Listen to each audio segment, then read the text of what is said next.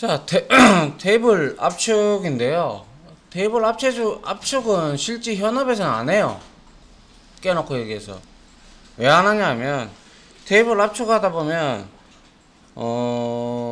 공간은, 물리적인 공간은 우리가 잡아먹는 공간은, 그만큼 줄어들겠지만, 어떻게 보면 그게 데이터가 온전한 데이터가 라고 말할 수는 없는 거죠. 그래서 주기는 주는데 데이터의 결과를, 그런데 때에 따라서는 100% 완벽하다 이렇게 말을 할 수가 없는 거예요. 그래서 여러분들이 그 뭐죠, 현업에 가시면 테이블 압축해 가지고 쓰는 데가 없어요. 거의 저도 마찬가지였고요.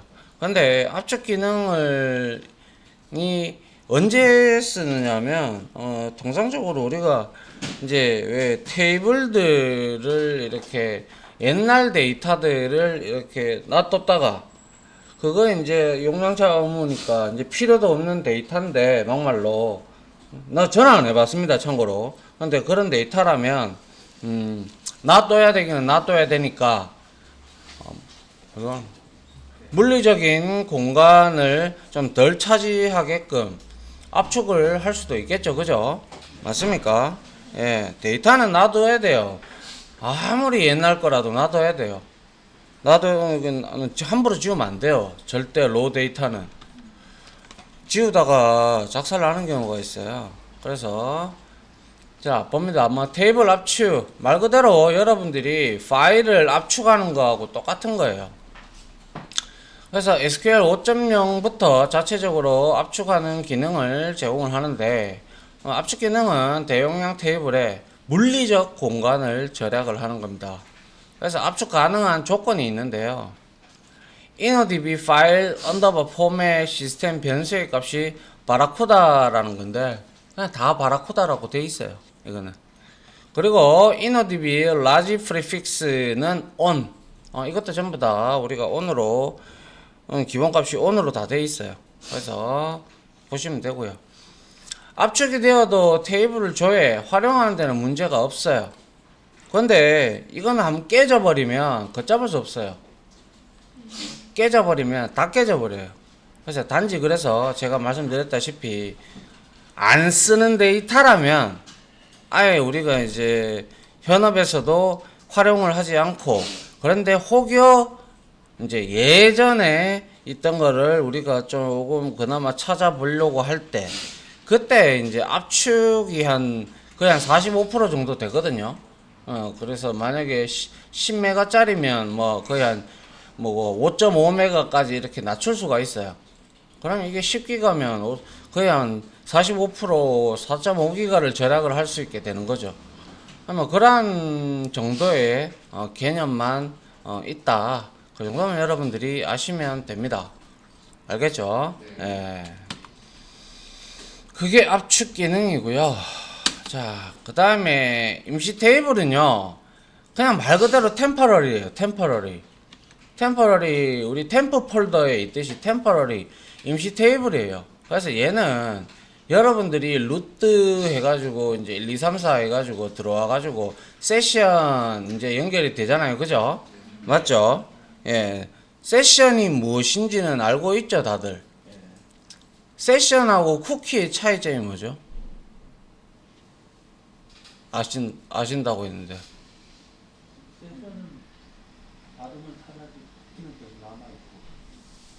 그게 무슨 말이죠? 제가 알고 있기로는 그 컴퓨터 본체 안에 남아있고 안 남아있고 차이가 말씀드렸겠는데. 자, 원론적으로 이 세션이라는 것은 우리가 그냥 나왔으니까 설명을 할게요. 어차피 여러분들이 세션과 쿠키에 대해서 나중에 JSP 하게 되면 배우시게 되고, 아울러 정보처리 기사나 자격증 시험에 세션하고 쿠키에 대한 문제가 나옵니다. 맞죠? 못 봤나요? 나올 건데. 여튼 이제 제일 처음에 우리가 웹서버가 되든 MySQL 서버가 되든 간에 서버와 클라이언트가 이렇게 있단 말이죠. 통신하려 그러면 클라이언트는 다수의 클라이언트가 되겠죠. 맞나요? 여러 개가 된단 말이야. 이렇게 많단 말이야. 그래서 여기에 우리가 접속을 하게 되면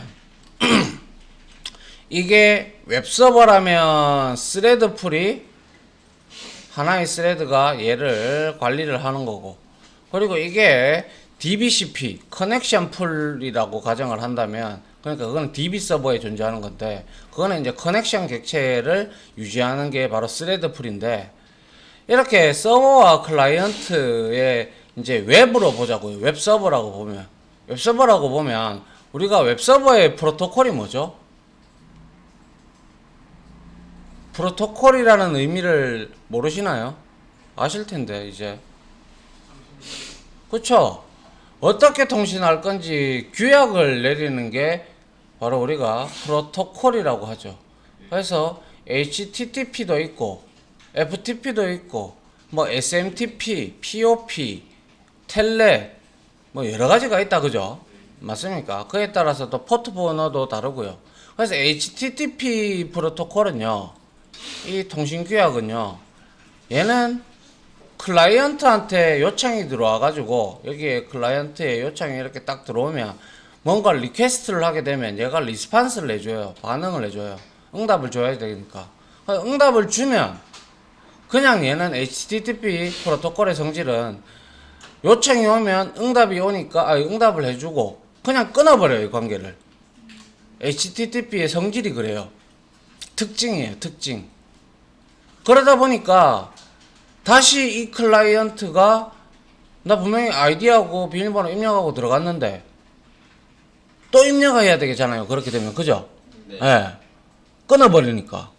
그래서 이 서버와 클라이언트 간의 연결을 하기 위해서 이제 고안된 방법 중에 고안된 첫 번째 방법이 쿠키입니다. 쿠키는 먹는 쿠키가 아니고요.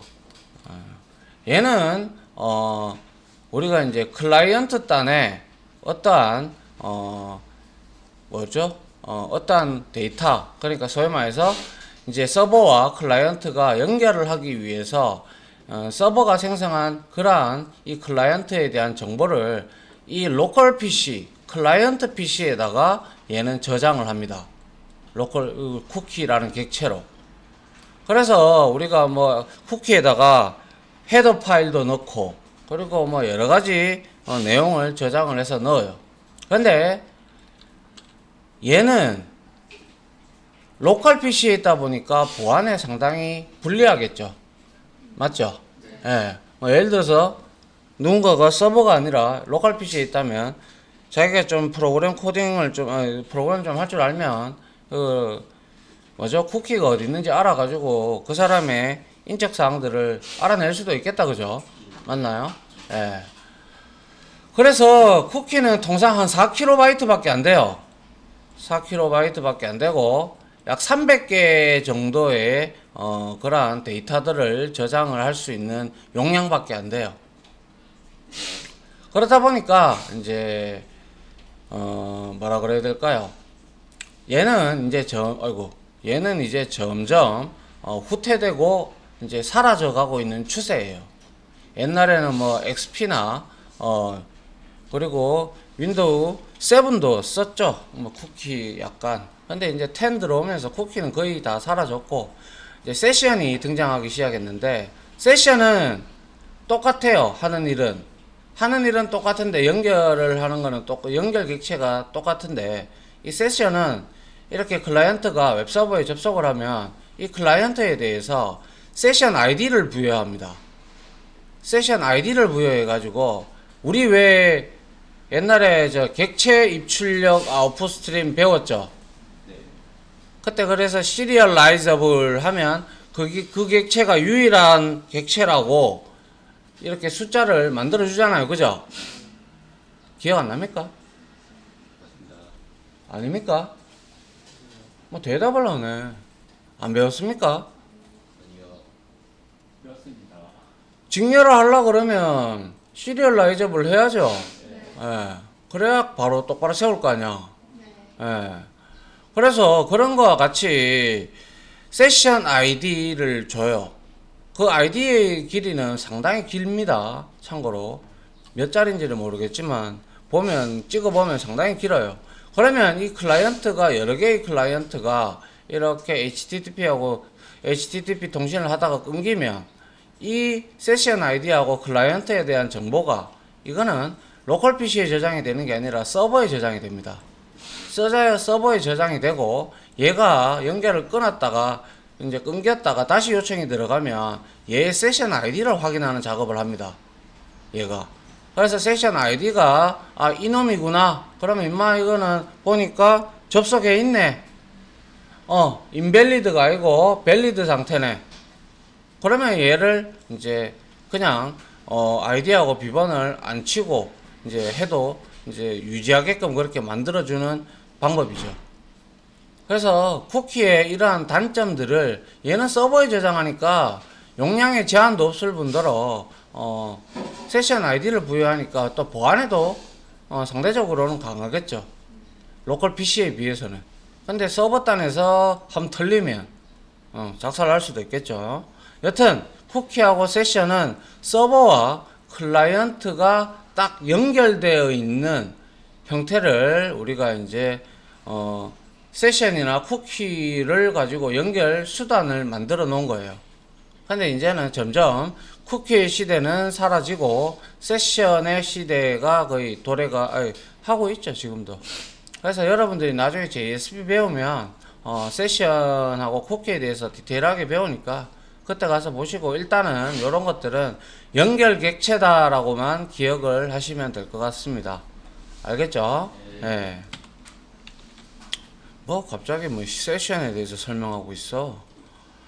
그래서 근데 이 세션이라는 거는 왜냐하면 여러분들이 나중에 전산관리자에 들어가가지고 이제 DB 모니터링 툴이 있어요.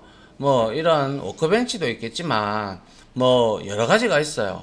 상용 프로그램으로 뭐 SQL문도 치는 거 이제 이런 거 말고 이제 소위 말해서 DBMS를 만든 회사에서 제공해 주는 거 빼고 상용적으로 그것보다 더 수월하게 아주 UI, GUI가 좋은 그런 프로그램들이 많아요. 뭐 오렌지라든지 토드라든지 뭐 그런 것들이 있어요.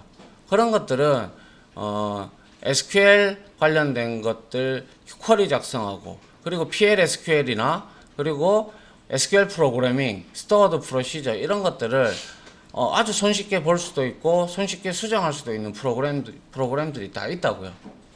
물론 공짜로 이제 하는 것도 DBN이라는 것도 있어요. 근데 그건 오라클 전용이고 뭐 근데 그런 것들을 이제 그거는 이제 얼마 안 해요. 한 뭐 라이센스 한 개당 한 20만 원 정도 하는데 뭐 내 때 있을 때 20만 원 했으니까 지금 모르겠네요. 아무튼 그런 걸 쓰면 굉장히 디자인이 심플하면서도 여러분들이 보면 상당히 좋아 보이게 느껴져요.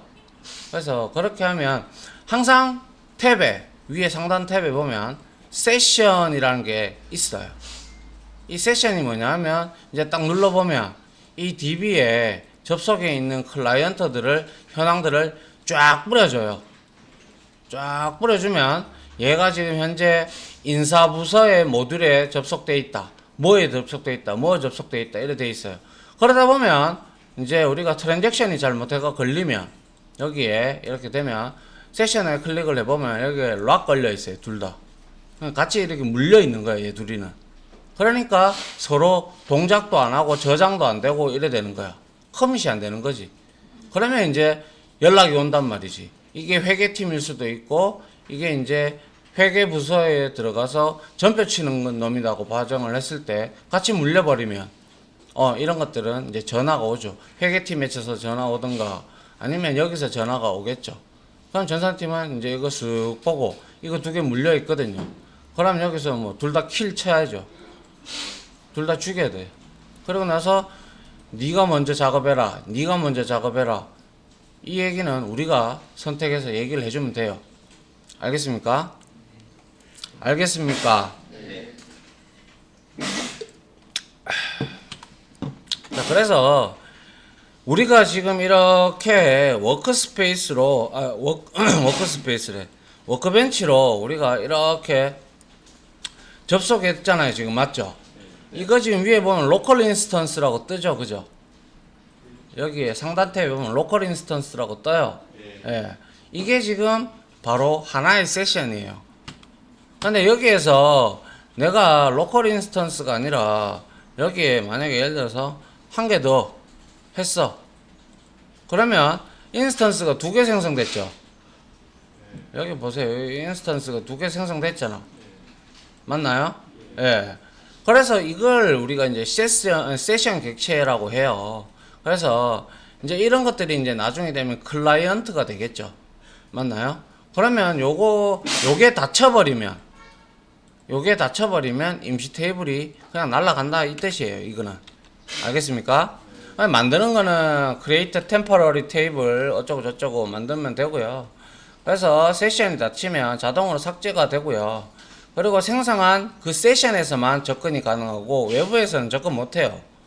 그래서 이거는 저 한 번도 저도 사용한 적 없어요. 굳이 사용할 필요도 없고 그렇겠죠. 예. 아무튼 뭐 그런 개념이 임시 테이블입니다. 자, 테이블 삭제 그리고 외래키 제약 조건의 기준 테이블은 삭제할 수가 없다. 먼저 외래키가 생성된 외래키 테이블, 즉 자식 테이블부터 날려야 된다라는 거 지난 시간에 다 했습니다. 그죠? 예. 그리고 테이블 수정도 다 했죠. first, after 그리고 before는 없었어요. 그죠? 예. 그리고 alter 관련된 거 다 했죠. 그리고 change column에서 이렇게 데이터 형식 변경 뭐 이런 것들은 솔직히 말해서 한 번 정해놓고는 웬만하면 뭡니까 이런 것들은 데이터 타입을 바꾸면 안 되겠죠. 이미 들어와 있는 데이터가 있는데 그죠? 예, 그래서 이런 것들은 이런 방법은 있는데 뭐 낱널이나 널 같은 경우에 추가할 수야 있겠죠. 제약 조건이요. 그죠? 그런데 뭐 컬럼 자체에 뭐 이름을 바꾸는 거는 상관이 없겠죠. 근데 데이터 타입을 바꾼다는 거는 문제의 소지가 있단 말이죠. 들어와 있는 게 바캐릭터 타입인데 그걸 인트로 바꾼다면 문제가 되겠죠. 그죠? 예, 그런 얘기를 하는 거고요. 뭐 이렇게 열의 제약 조건도 다 우리가 추가 및 삭제 다 해봤습니다. 그죠? 그리고 시험이란다. 숙제도 내서 같이 해봤어요. 그죠? 과제 다 풀어봤습니까? 그거 풀어보면 그래도 이제 제약 조건이나 이런 것들을 여러분들이 충분히 이해하고 푸실 수 있을 텐데 그죠? 예. 자 여기까지 하고요. 끊고